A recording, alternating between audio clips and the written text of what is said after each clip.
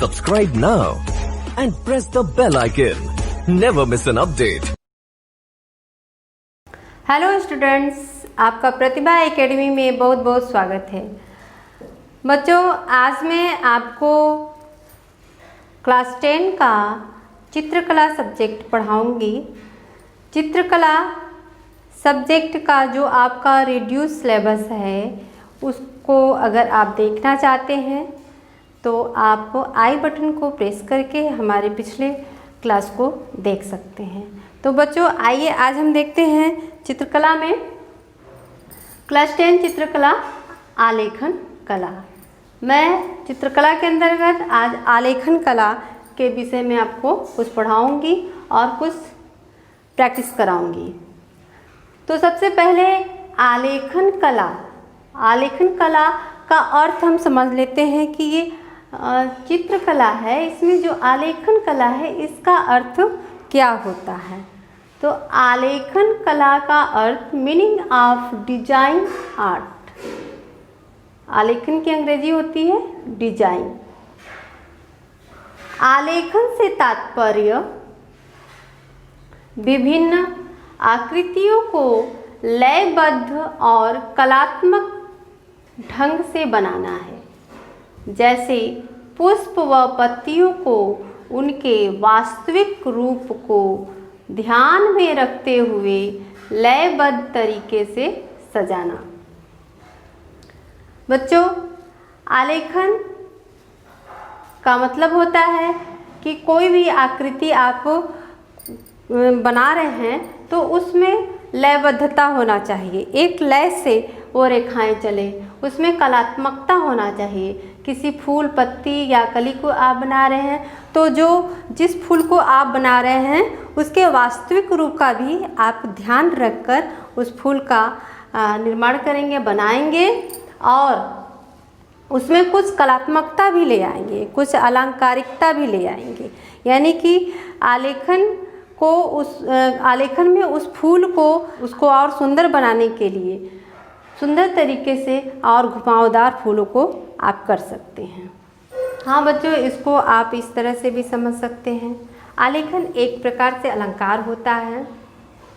किसी मानव आकृति को सुंदर वस्त्र एवं आभूषण पहना देने से उसके सौंदर्य में निखार आ जाता है, उसमें सौंदर्य झलकने लगता है। ठीक उसी प्रकार किसी धरातल को लयबद्ध एवं कलात्मक रेखाओं द्वारा किसी पुष्प पत्तियों एवं कलियों से उस धरातल को सजा दिया जाए लयबद्धता से, तो उसमें सौंदर्य झलकने लगता है, उसमें सुंदरता आ जाती है। उसको ऐसे सजा दिया जाए कि उसमें सौंदर्य आ जाए, तो इसी को आलेखन कहते हैं। आलेखन की परिभाषा भी हम यहाँ पर जान लेते हैं। आलेखन कला की परिभाषा, डेफिनेशन ऑफ डिजाइन आर्ट।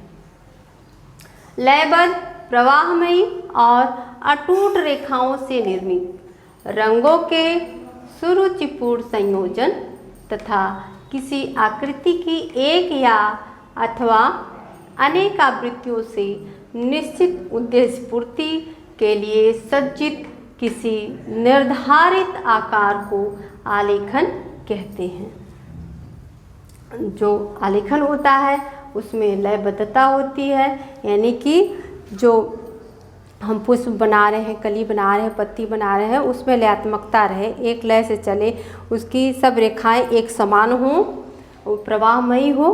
प्रवाहमयी मतलब कि उसकी रेखाएं निरंतर बढ़ती हुई रहें। अगर कहीं से हम उस रेखा को छोड़ रहे हैं तो उसके बैक से यानी पीछे से उठाते हुए रेखा को ले चलेंगे, जिसमें वो लगे कि एक धारा में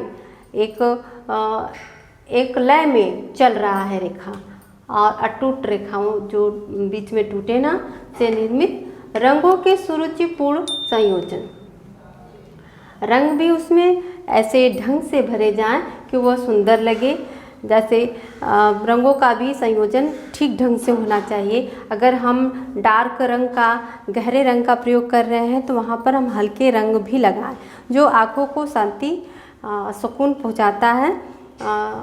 तो इन सब चीज़ों का हम ध्यान देकर आलेखन बनाएंगे तो हमारा आलेखन बहुत ही सुंदर बनेगा। तथा किसी आकृति की एक अथवा अनेक आवृत्तियों से निश्चित उद्देश्य पूर्ति के लिए कोई आकृति हम बना रहे हैं तो आलेखन बनाते समय हम एक आकृति को भी बनाकर पूरे आलेखन को पूर्ण रूप में दर्शा सकते हैं या उसकी अनेक आवृत्तियाँ भी बना सकते हैं।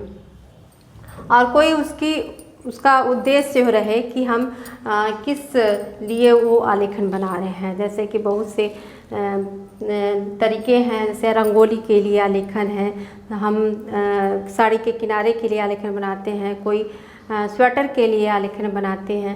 तो उद्देश्य पूर्ति के लिए सज्जित किसी निर्धारित आकार को आलेखन कहते हैं।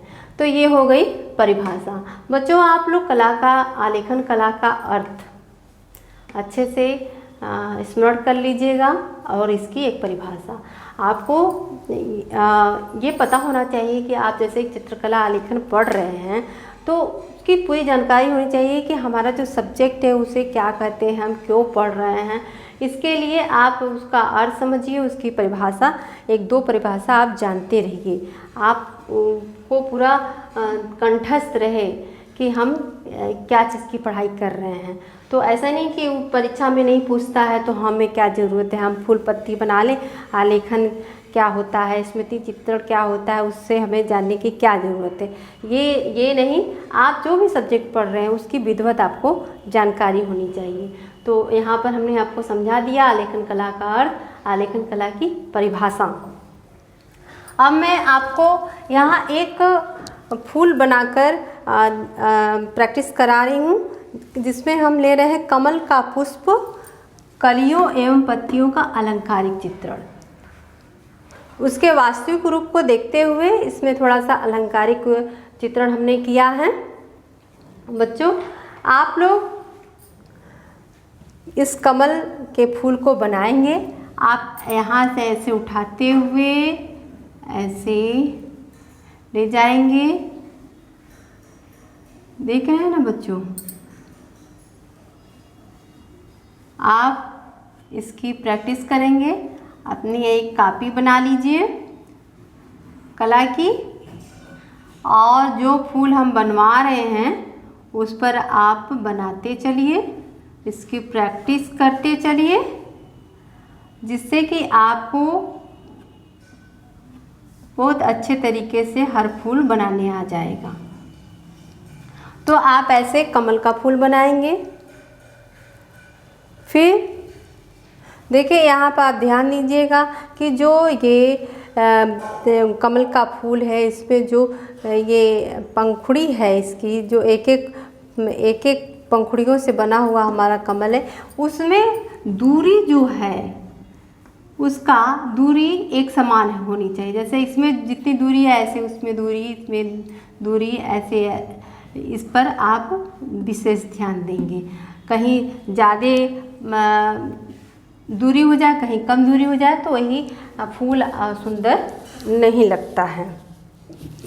यहाँ हम कली बनाए हैं, कली को आप बनाएंगे ऐसे करके, और फिर यहाँ पर ऐसे कटिंग कर देंगे। बहुत ही ध्यान से आप लोग अगर बनाएंगे तो जैसा मैं बनाई हूँ आपका फूल वैसे ही बनेगा। आप अपनी कॉपी पर बनाएंगे और ये बनाने के बाद ये आपका होमवर्क रहेगा कि आप इसको गुलाबी या रेड कलर से इसके फूल को, इसकी कलियों को रंग लेंगे। यहाँ हमने कली बनाई है, इस कली से थोड़ी बड़ी ये कली है,